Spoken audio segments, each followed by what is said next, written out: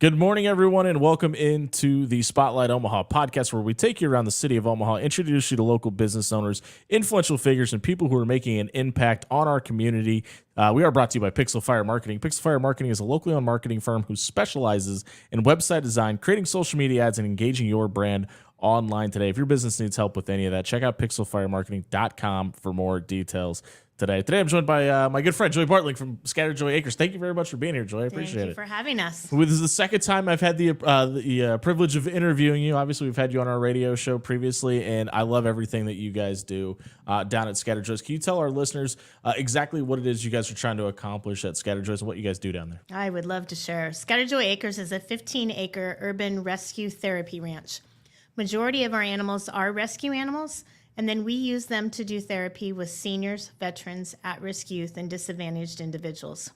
We are also open as an interactive petting zoo. So we have the same license as any national zoo, and you can come and interact with the exotic animals, which are not all rescue animals. Sure. They're animals that are brought in via other zoos or breeders that breed for zoos, where you can encounter hanging out with a wallaby, petting a porcupine, hanging out with the kikachus or different animals like that. You guys have camels, sloths. There's a whole wide variety down there. Wide variety of animals, yes. Let's ask about the facility itself. Obviously, you guys were previously in Omaha, now down in Murray.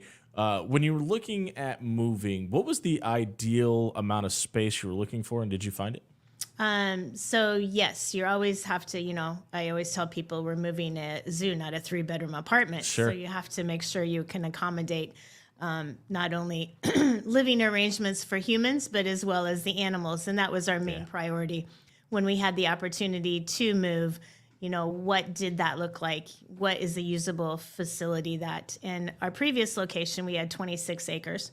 We actually downsized to 15, and people think it is bigger where we are now, but it's because we have more usable land than we did before. We had lots of trees, lots of hills that aren't easy to build on, whether barns or, making paddocks or anything like that, because some animals aren't terrain animals, so you can't put them on a hill. And so the 15 acres that we do have now is all usable, and every inch of it you can explore and meet all the zoo animals. When we talk about the petting zoo portion of it, was there ever any hesitation to do that at all? Or was it, hey, listen, we have these animals and we want to make them kind of accessible to everybody?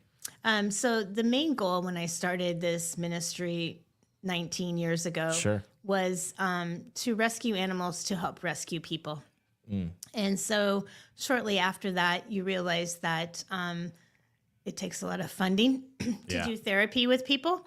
And when you use an animal to do animal-assisted therapy, it's not covered by insurance. For some reason, they don't want animals to make a difference, even though they make a difference every day in people's lives. And so then you have to find donors or people to sponsor, because we don't turn anybody away in part of our animal-assisted therapy program. So about 19 years and about 15 years, I decided let's open as an interactive petting zoo. Helps with operation costs, as well as those people that are coming to see the zoo, they need therapy too. Right. And, a lot of people that come and think they're just going to pet a puppy, they come home with a big experience that and helps them get through some challenges in life. We talked about it. Camels, sloths, reindeer, dogs. We have a fox with us today, and we'll get to that in a minute. Is there a type of, you said porcupines, is there a type of animal that is maybe on the not accepted list, or that you guys wouldn't be willing to take into the acreage? We would never have lions, tigers, and bears. Okay, that's and I hate to say this, but the reason I asked, I was thinking about Tiger King and things like that. Is that legitimately a specific thing that you guys are like, these are a no-no? Before we consider bringing in something, you have to think about what kind of enclosure, what kind of exhibit does it have to have, because it's all USDA regulated, so they have their procedures and policies that have to be put in place. Is there enrichment, all that good stuff for those animals, as well as what do they eat? What kind of climate do they have to have? Sloths don't normally live in Nebraska. Sure. So the climate that they live in is tropical. So just like Henry Dorley, they have the jungle, right, which is hot and humid. In our area where we have our sloths and the animals that come from, where it's warm, the rainforest, it's hot and humid in that building. So you have to build it, you have to keep it warm, then you got to bring in, humidifier systems to keep the humidity where it needs to be. So you have to think about, the animals before you just put them in. Yeah, and it's an interesting dynamic when we talk about Nebraska, right? Because not only do you get the winter, but you get the hot months as we're seeing right now as well. What does that look like for you guys as far as of a balance of trying to provide for both of those type of climates for the animals? You mentioned the sloths and the humidity a minute ago.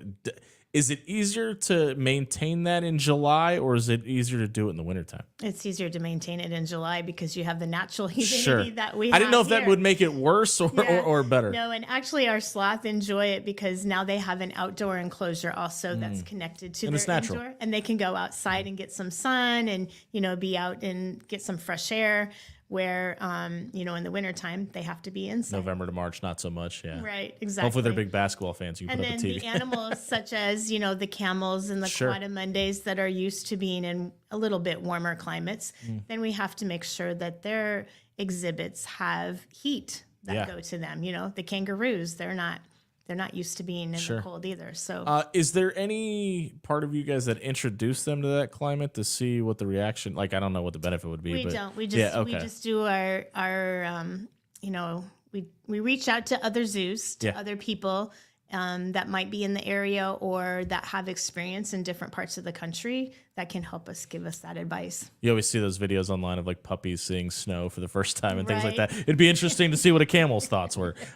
When we talk about the donation part of what you guys do, and if somebody is to make a donation, and we have Scatter Joy's website is scrolling across the bottom of your screen now. If somebody were interested in making a donation, what do those donations go towards, and how do they help the acreage? Sure. We have several different options that are posted on our website. There's an animal sponsorship where people have a love for animals and you want to help support an animal. So it's broke down like if you want to sponsor a cow, if you want a cat, goats. So those sponsorships go to caring for those animals. As well as you can sponsor an individual to be part of a therapy program. We have lots of individuals that are referred to us because people understand animals are very healing. And so we need that support as well to help those individuals. You can be a haymaker. Everybody needs, all the animals need to eat hay. And so $10 can buy a square bale of hay. Sometimes I always tell people, maybe you could give up a couple coffees a week and you could help buy a couple hay bales for an animal. As well as, just the general donations that will help with operations as well. We've talked about it a few times, and obviously what you guys do is you're trying to help people heal through whatever it is they may be going through. If somebody comes to Scatter Joy for the first time and wants to be a part of the therapeutic environment, what do those conversations sound like, and how are you helping people? So basically, when clients come or people who are interested, we just have a general conversation of, what's been going on in their life and how we can fit that dynamic in their life. I don't have therapy sessions with people who are afraid of large animals. I don't throw them in the horse pen with a big Shire horse right away. We'll start slower, maybe with some puppies or goats, and work our way up. But how can we help with the trauma, the abuse, the neglect, whatever may be happening in their life? And basically the animals are the therapeutic source for that, and because they're non-judgmental. Yeah, absolutely. What are some of the misconceptions about animal therapy that people, when they walk in, may have one thought about the process that just may be incorrect? It's usually people who have not had pets in their life that don't understand the therapeutic aspect of animals. I always tell people when God created the world on the sixth day, he created the land animals first. Yeah. And then he created humans because I think he knew we needed them to be able to function in our life. I agree with that sentiment, by the way. It's usually those people who, who don't have, let me give you an example. I had a therapist once who was working with an individual, and another therapist referred me and said, you need to, allow her to help you. She'll bring in an animal. And they were just kind of adamant about, well, what's an animal going to do? It's not going to do anything. And so she had done many sessions with this young girl with, traditional therapy. And she finally broke down and asked us to come in, and we brought in a baby bunny. And the little girl named the bunny Spot. Okay. And we just kind of had some dialogue about Spot and where Spot came from, and how Spot can just listen to you, and what you tell Spot is, only going to be Spot. Mm-hmm. And, he's not going to tell anybody else. And let me tell you, within 20 minutes of that dialogue, she was telling Spot who, what, when, where, and how long it had been happening, the abuse in her life. So it was very eye-opening for that therapist to understand that, when you're in between walls and people hurt people, sometimes there's other options, and especially and people that have been hurt by people. Exactly. Yeah. And then you want me to go talk to another person. So I think there's other avenues. Our animals are amazing to open up those avenues to be able to start that dialogue with traditional therapy. We've talked about the animals that aren't unique to Nebraska. What about, and obviously we're not going to walk down 72nd Dodge and see a camel. What about the animals? However, we have been on hunt day walking our camel down. Nice. I stand corrected. What about some of the animals that are more unique to Nebraska? Is there anything that you guys have done or are doing with the wildlife across Nebraska to help out in any way? You mean like our porcupines? You mean therapy? No, I mean rescue situations or providing a place for them. Like when the tornadoes went through, what has it been, 2 months now? We were helping, bring in animals that there was a potbelly pig that was found underneath the rubble in a house that we brought in, and we still have. No one has claimed the pig, so I don't know. If you're watching and are missing a pig, we may have it. Exactly. As well as, a few years ago, we had all the flooding, and we helped rescue animals out of the flood. Animals are people's pets. They're family members. Right. And they don't want them to be harmed any more than they do. And there was some people that stayed back during the flood because the lifeboats wouldn't let them take their pets with them. Yeah. And so they would wait for somebody to come and get them. So, we go nationwide. We've helped with hurricanes down in New Orleans, the tornadoes in Kentucky.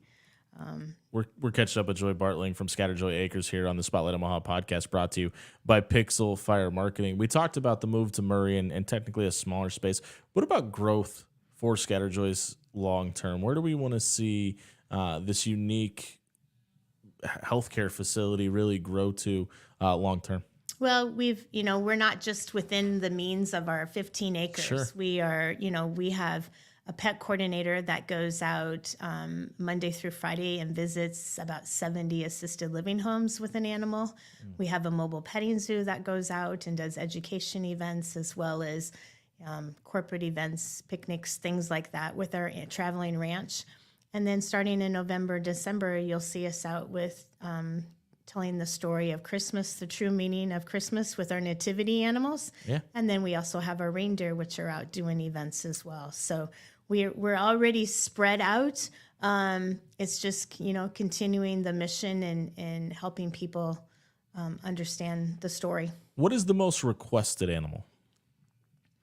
The most requested animal, probably a camel or a kangaroo. Just because they're so unique to the area. Yep. You mentioned it during the holidays. You guys are out with the reindeer and the nativity animals.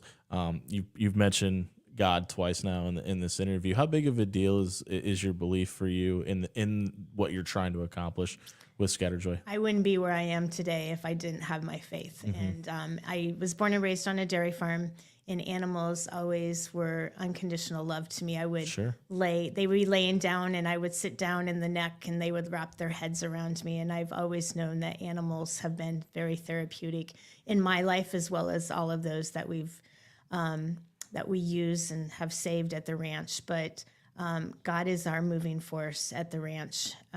He's never in my wildest dreams, when I started it 19 years ago, did I expect it to be where it is today. That's incredible. Every time I see you, there's a familiar furry face with you. Every time I've seen you, you've had Sailor with you. What's Sailor's story and why is she so special to you? Sailor was a rescue out of a breeding facility.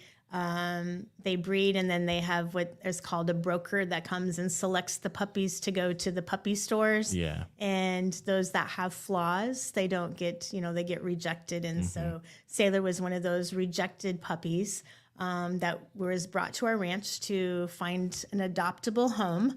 And he decided that I needed to be his adoptable mother. He's part of our service. He is a service dog now. He flies everywhere. He does everything he needs to do. We just actually came from Open Door Mission. We do a class down there with our animal therapy, and the kids love him. They always look forward to Sailor. But Sailor's flaw is he has one ear that's missing. The mom in the kennel next to him chewed his ear off when he was a puppy. He doesn't know, so we don't tell him. He doesn't know, and he don't care. Yep. We have another guest with us today. Can we break him out? Can take her out. Yeah. And I apologize. I forgot her name already. This is Eva. Eva. That is right. And yes. Eva is a fennec fox. She is 5 weeks old. They originate from the Sahara Desert. And how did Eva come to us at Eva came to us from another zoo. So we actually... every once in a while, some people will reach out to me and say, "Hey, Joy, I have this. Are you interested?" Sure. And so Eva will live in the climate area where the sloths are, because she has to be in a warm climate, where our other fox are actually Arctic fox. So Eva, I'm sorry for the AC in here today. So they love it when it's cold outside. Is she the only, is she the only fox that came to you, or was there? She's the only fennec fox that we have. Okay. Yes. Yep. Obviously, she's very young. What does feeding her look like? So she has a bottle. We have to bottle feed her every 4 hours, and then she's learning to eat solids now. Mm-hmm. So we mix up some powdered milk with some soft food, and she's also learning how to eat some berries and things like that as well, because that's what they eat. When you have an animal that is so young and in a new place, is it usually a struggle to get them to take the bottle, or is it just a natural instinct that, hey, I've got to eat? Sometimes they have to learn how to eat. Yep. So you have to put the nipple in their mouth, and sometimes you got to take their your fingers on their nose and under their chin and squeeze it to get them to take it. Especially when we've had some animals that have been abandoned. We had a couple of raccoons that came in through the storm. They got washed away from their nest. And so they're not used to sucking on a kitten bottle. They're used to sucking on their mom. So sure. If there's a hurdle facing Scattered Joy right now, what is the biggest hurdle that you guys are facing today? It's always donations or volunteers. You can go to our website. We have a link. We're always looking for volunteers. If you have any love of taking care of animals or just helping people, we'd love to have you join our ranch family and be a volunteer. That's anything from, helping clean the pens to helping us with our mobile petting zoos. Hospitality, we have lots of field trips and guests that come out, so we need people to help monitor and make sure gates get closed, because people get excited and forget to close the gates. And I do apologize. We were scrolling the Project Pinked website on the bottom of our screen to start this off. They're a great organization. Feel free to visit their website at scatteredjoyacres.org. It's now scrolling across the bottom of our screen now. So if you'd like to be a volunteer and donate to the cause, you could do that there. If that's the biggest hurdle, what's the best part of your job? Watching life come back to people when they've been hurt. Obviously, we don't want to share names or anything like that, but do you have a favorite story over almost 2 decades of doing this? Probably one of my favorite stories is a little girl who was diagnosed with monochromial muscular dystrophy. She one of her last wishes was to ride a horse, and so she came out to the ranch to ride a horse.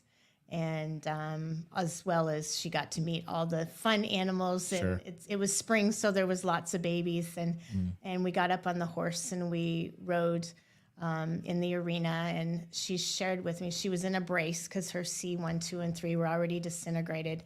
And she shared with me what a blessing her disease was.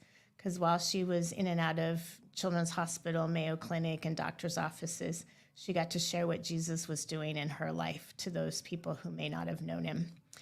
And as we kept writing, she shared different stories, and then she was quiet for a while, and I thought she was just reflecting. And we came around the corner of the arena where her parents were standing, and they looked up at me and said she was gone.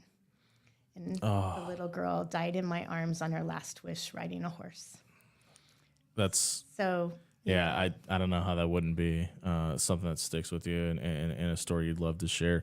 And we're catching up with Joy Bartling from Scattered Joy Acres here on the Spotlight Omaha podcast, brought to you by Pixel Fire Marketing. Looking at your guys' calendar, the petting zoo is open every single day. You have different events coming up. If somebody wants to come down and check out the facility for the first time, what are some of the best times and days to do so?